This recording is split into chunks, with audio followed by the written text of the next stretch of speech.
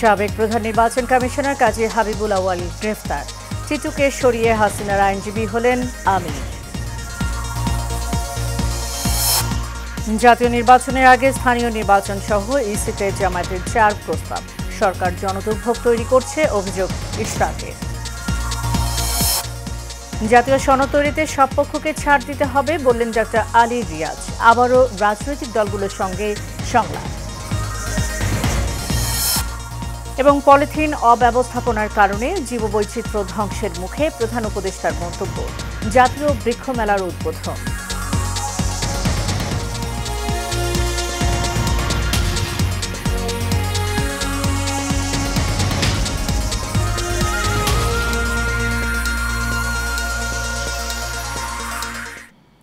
স্বাগত এশিয়ান নিউজে, সাথে আছি সাবরিনা জিয়া। এতক্ষণ শুনছিলেন বিআরবি কেবল ইন্ডাস্ট্রিজ লিমিটেড সংবাদ শিরোনাম। এবার চলে যাব পুরো খবরে। এবার সাবেক প্রধান নির্বাচন কমিশনার কাজী হাবিবুল আউয়ালকে গ্রেফতার করেছে ঢাকা মহানগর গোয়েন্দা পুলিশ। দুপুরে রাজধানী মগবাজার এলাকা থেকে তাকে গ্রেফতার করা হয়। ডিবির যুগ্ম কমিশনার মোহাম্মদ নাসিরুল ইসলাম গ্রেফতারের বিষয়টি নিশ্চিত করেছেন। এর আগে গত 22 জুন রাজধানীর শেরেবাংলা নগর থানায় বিগত 3টি জাতীয় সংসদ নির্বাচনে দায়িত্ব পালনকারী প্রধান নির্বাচন কমিশনার সহ 24 জনের নাম উল্লেখ করে মামলা করে বিএনপি। পরে গত রোববার রাজধানীর উত্তরা এলাকা থেকে সাবেক সিইসি কে এম নুরুল হুদাকে গ্রেফতার করে ডিবি। 2024 সালে দ্বাদশ জাতীয় সংসদ নির্বাচনে কাজী হাবিবুল আউয়াল প্রধান নির্বাচন কমিশনার হিসেবে দায়িত্ব পালন করেছিলেন। আদালত অবমাননার কারণে মামলায় পলাতক শেখ হাসিনার রাষ্ট্রনিযুক্ত আইনজীবী আমিনুল গনি টিটুকে সরিয়ে নিয়েছেন আন্তর্জাতিক অপরাধ ট্রাইব্যুনাল।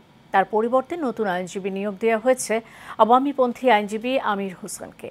দুপুরে আন্তর্জাতিক অপরাধ ট্রাইব্যুনাল চেয়ারম্যান বিচারপতি মোহাম্মদ গোলাম মুর্তুজা মজুমদারের নেতৃত্বাধীন 3 সদস্যের বেঞ্চ এই সিদ্ধান্ত নেন। ওয়ালিদ সিদ্দিকীর রিপোর্টে দেখুন বিস্তারিত। বাংলাদেশে 227টা মার্ডার কেস। আমি বলছি সবাই তালিকা করো, তোমরাও তালিকা করো। 227 জনকে হত্যার লাইসেন্স পেয়েছি এমন মন্তব্যের জেরে সাবেক প্রধানমন্ত্রী শেখ হাসিনা সহ 2 জনের বিরুদ্ধে দায়ের করা আদালত অবমাননার মামলার শুনানির দিন ধার্য ছিল আজ।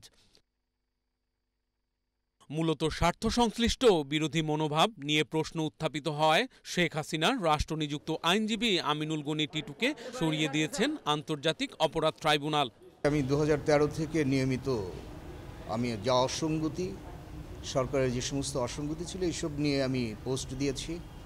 তো কন্টেম্প পিটিশন এটা হিয়ারিং করবার জন্য আমি প্রস্তুতি নিয়ে এসেছিলাম, যেহেতু কোর্ট থেকে এটা প্রশ্নটা উত্থাপিত হয় যে কনফ্লিক্ট অফ ইন্টারেস্টের কথা। সে বিবেচনা করে, এথিক্যাল দিক বিবেচনা করে আজকে আমাকে প্রত্যাহার করেছি। মামলার প্রস্তুতি নিতে অ্যামিকাস কিউরি AY মশিউজ্জামানকে 1 সপ্তাহ সময় দেন ট্রাইব্যুনাল। মামলার পরবর্তী শুনানির দিন ধার্য করেন 2 জুলাই। সিনিয়র অ্যাডভোকেট AY মশিউজ্জামান সাহেবকে মামলায় সহায়তা করার জন্য অ্যামিকাস কিউরি হিসেবে নিয়োগ দেওয়া হয়েছেন। তিনি আজকে ট্রাইব্যুনালে হাজির হয়েছিলেন এবং মামলায় প্রস্তুতির জন্য উনি 1 সপ্তাহ সময় চেয়েছিলেন। ট্রাইব্যুনাল সেটা মঞ্জুর করে এই মামলা পরবর্তী শুনানির তারিখ 2রা জুলাই 2025 দিন ধার্য করেছে।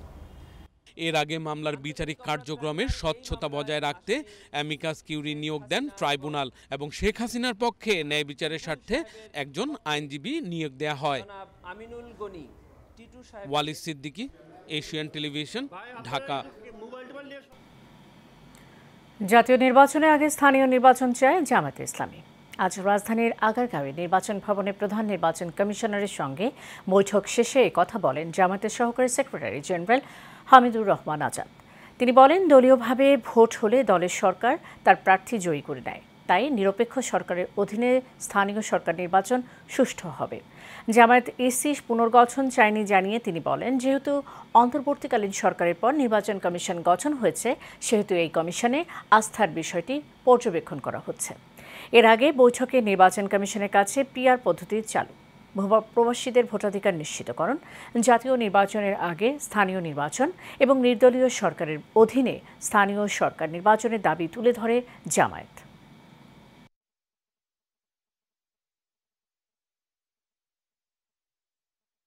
ব্যাড ইন্টেনশন থেকে জামাতের নিবন্ধন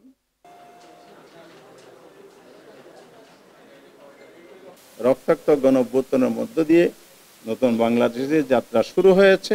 আমরা আশা করছি আগামী দিনে যখন আকাঙ্ক্ষার প্রতিফলনের জন্য ইলেকশন কমিশন আস্থার সাথে জনগণের সহযোগিতা, স্টেক হোল্ডার রাজনৈতিক দলের সহযোগিতা এবং তাদের আরও আনুষঙ্গিক যত প্রয়োজন সেগুলোকে এনশিওর করে সামনে আগাবে। অন্তর্বর্তীকালীন সরকার জনগণের দাবি দাওয়া এবং আইন আদালত তোয়াক্কা না করে জনদুর্ভোগ তৈরি করছে বলে মন্তব্য করেছেন বিএনপির নেতা ইশরাক হোসেন। জাতীয় প্রেস ক্লাবে আয়োজিত এক অনুষ্ঠানে একথা বলেন তিনি। এ সময় লাগামহীন বক্তব্য না দিতে আসিফ মাহমুদকে হুঁশিয়ারি দিয়ে তিনি বলেন, ভবিষ্যতে এই ধরনের কর্মকাণ্ডে জড়ালে আন্দোলন নগর ভবনে গঞ্জি পেরিয়ে রাজপথে গড়াবে। কাউসার আহমেদের রিপোর্ট। ঢাকা দক্ষিণ সিটি কর্পোরেশনের চলমান আন্দোলন, সেবা কার্যক্রম এবং ঢাকাবাসীর আন্দোলন নিয়ে সম্প্রতি গণমাধ্যমে স্থানীয় সরকার উপদেষ্টা আসিফ মাহমুদের অবমাননাকর দাবি ও বিভ্রান্তিকর বক্তব্যের প্রতিবাদ সহ সামরিক বিষয় নিয়ে সংবাদ সম্মেলন করেন বিএনপি নেতা ইশরাক হোসেন। জনগণকে সুবিধা বঞ্চিত করে এর দায় আন্দোলনকারীদের ওপর চাপিয়ে দেয়ার কুচক্রান্ত বাস্তবায়ন করতে চেয়েছিলেন তারা। সংবাদ সম্মেলনে নগর ভবনের যৌক্তিক দাবি দেওয়া নিয়ে আন্দোলনকারীদের উপর হামলার নিন্দা জানিয়ে ইশরাক হোসেন বলেন, হামলাকারী আসিফ মাহমুদের ঘনিষ্ঠজন। বর্তমান উপদেষ্টা পরিষদ সর্বসম্মতিভাবে তারা সিদ্ধান্ত নিয়েছে, আদালতের রায় যাই হোক, আইন আদালত যাই বলুক, তারা ইশরাক হোসেনকে ঢাকা দক্ষিণ সিটি কর্পোরেশনের দায়িত্ব নিতে দিবে না। এটির পেছনে আমি মনে করি সম্পূর্ণ রাজনৈতিক কারণ রয়েছে এবং ঢাকা শহরের একটি কর্তৃত্ব প্রতিষ্ঠার চেষ্টা যে তারা করে চলেছে একটি নতুন গঠিত রাজনৈতিক দলকে সুবিধা দেওয়ার জন্য। আসিফ মাহমুদ ঢাকাবাসীকে পশুর সাথে তুলনা করেছেন উল্লেখ করে তিনি বলেন, এ কারণে তাকে প্রকাশ্যে ক্ষমা চাইতে হবে। ঝড় বৃষ্টি তীব্র রোদ উপেক্ষা করে দিনের পর দিন শারীরিক ও মানসিক পরিশ্রম করে আন্দোলন করা ঢাকার এই জনগোষ্ঠীকে এই একটি বাক্য উচ্চারণের মধ্য দিয়ে নাগরিক থেকে পশুর মর্যাদায় নিয়ে যাওয়া হয়েছে। এটার জন্য তাকে অবশ্যই নাগরিকদের কাছে ক্ষমা চাইতে হবে। এ সময় এনসিপি নেতাদের ওয়ার্ড পর্যায়ে সচিব পদে নিয়োগ দেওয়ার বিষয়েও অভিযোগ করেন ইশরাককে মিসগাইড করা হয়েছে। কাউসার আহমেদ, এশিয়ান টেলিভিশন, ঢাকা। জাতীয় ঐকমত্য কমিশনের সহ সভাপতি অধ্যাপক ডক্টর আলী রিয়াজ বলেছেন, জাতীয় সনদ তৈরিতে সবার পক্ষ থেকে ছাড় দিতে হবে। এমনটি হলে জুলাই আন্দোলনের মতো সনদ তৈরিতেও ঐকমত্যে পৌঁছা সম্ভব হবে বলে আশা করেন তিনি। আজ রাজধানী ফরেন সার্ভিস একাডেমির দোয়েল হলে দ্বিতীয় ধাপের রাজনৈতিক দলগুলোর সঙ্গে জাতীয় ঐকমত্য কমিশনের ৬ষ্ঠ দিনের সূচনা বক্তব্যে তিনি এসব কথা বলেন। তিনি জানান, জুলাইয়ের আগে ঐকমত্য কমিশনের আলোচনা শেষ করতে চান। এক্ষেত্রে সব রাজনৈতিক দলের সহযোগিতা প্রয়োজন।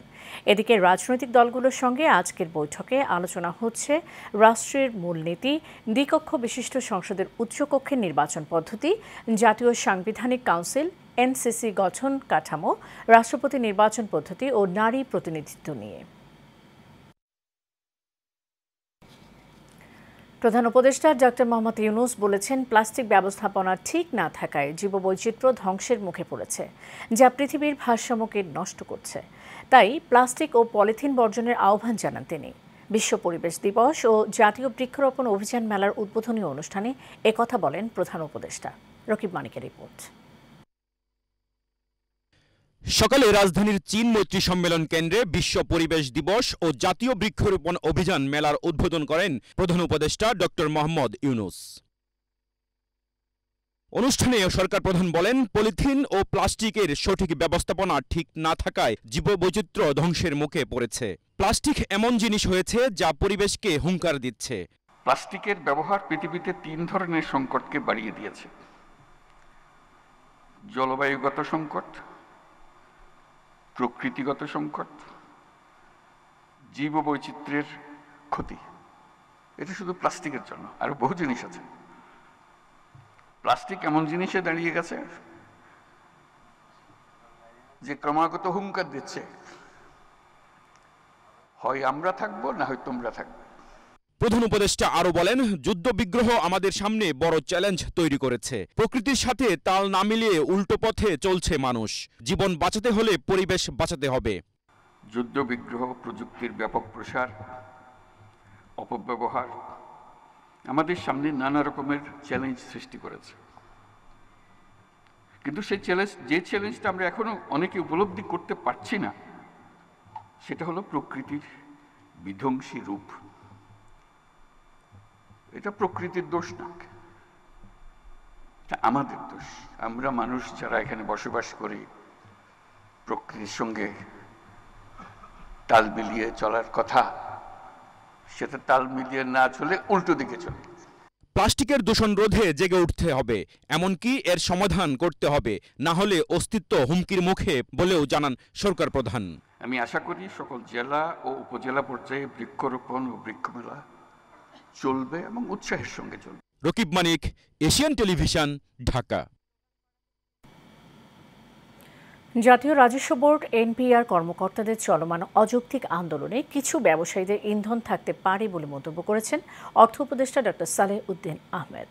তিনি বলেন, বৃহস্পতিবার এনপিআর কর্মকর্তাদের সাথে বৈঠকের পর এর সমাধান হতে পারে।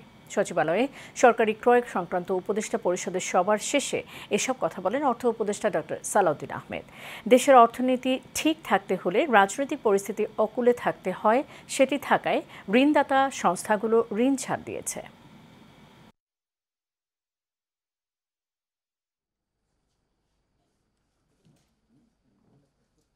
এখানে সবচেয়ে বড় এনার্জি যেটা আমরা করেছি, এই ঠিক ক্রাইসিসের আগে যে প্রাইস ছিল, যখন ইরান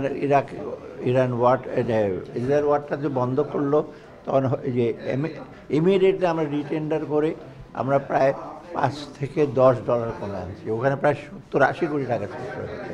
এটা আমি মনে করি এনার্জি ডিভিশন একটা ক্রেডিট। দুর্নীতি এবং মাদককে দেশের শত্রু হিসেবে আখ্যায়িত করলেন স্বরাষ্ট্র উপদেষ্টা জাহাঙ্গীর আলম চৌধুরী। মাদকের অপব্যবহার ও অবৈধ পাচার বিরোধী আন্তর্জাতিক দিবস 2025 উদযাপন উপলক্ষে 32টি বেসরকারি মাদকাসক্তি নিরাময় কেন্দ্রের প্রতিনিধিদের মাঝে আর্থিক অনুদানের চেক বিতরণ শেষে প্রেস ব্রিফিংয়ে এই মন্তব্য করেন তিনি। জানান, শুধুমাত্র মাদক নিরাময় কেন্দ্র করে সমস্যার সমাধান করা যাবে না। মাদক যেন বাইরে থেকে ঢুকতে না পারে সে ব্যাপারে সতর্ক থাকতে হবে। যেভাবেই হোক সমাজ থেকে মাদককে উচ্ছেদ করতে হবে বলে জানান স্বরাষ্ট্র উপদেষ্টা।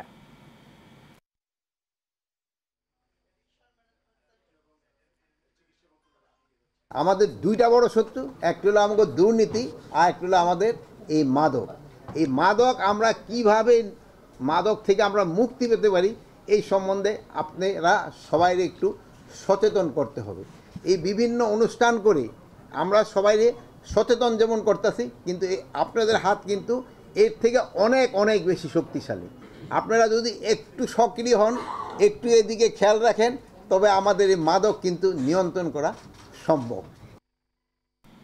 ঢাকা মহানগর উত্তর বিএনপির আহ্বায়ক আমিনুল হক বলেছেন, আওয়ামী লীগের কোনো সদস্যকে বিএনপিতে দলে ঠাঁই দেওয়া হবে না। বিএনপির ভারপ্রাপ্ত চেয়ারম্যান তারেক রহমানের নেতৃত্বে আগামীতে বিএনপিকে ক্ষমতায় আনতে সবাইকে ঐক্যবদ্ধভাবে থাকার আহ্বানও জানান তিনি। আজ রাজধানীর আদাবরে ঢাকা মহানগর উত্তর বিএনপির সদস্য ফর্ম নবায়ন কর্মসূচি অনুষ্ঠানে প্রধান অতিথি হিসেবে তিনি এসব কথা বলেন। অনুষ্ঠানে প্রধান বক্তার বক্তব্যে ঢাকা মহানগর উত্তর বিএনপির সদস্য সচিব হাজী মোস্তফা জামান বলেন, বিএনপিতে কোনো বিরোধী দলের অনুপ্রবেশ হতে দেয়া যাবে না। যারা এই কাজে সহযোগিতা করবে তাদেরকে বহিষ্কার করা হবে বলেও হুঁশিয়ার করেন তিনি। এ সময় বিএনপি চেয়ারপারসনের উপদেষ্টা কাউন্সিলের সদস্য ও ঢাকা মহানগর দক্ষিণের সাবেক আহ্বায়ক আব্দুস সালাম সহ দলীয় নেতাকর্মীরা উপস্থিত ছিলেন। শেষ করব এশিয়ান নিউজ। যাবার আগে বিআরবি কেবল ব্রাসেস লিমিটেড সংবাদ শিরোনাম জানিয়ে দেব আরও একবার।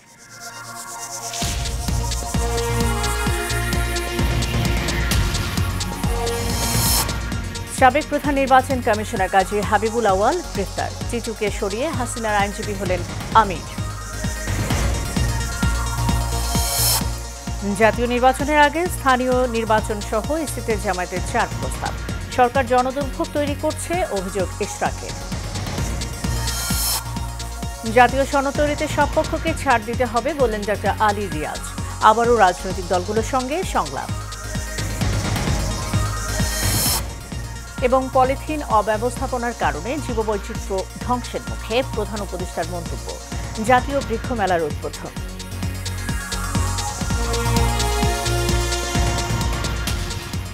এশিয়ান নিউজের পর্যন্তই, পরের সংবাদ দেখার আমন্ত্রণ রইল। ধন্যবাদ সাথে থাকার জন্য।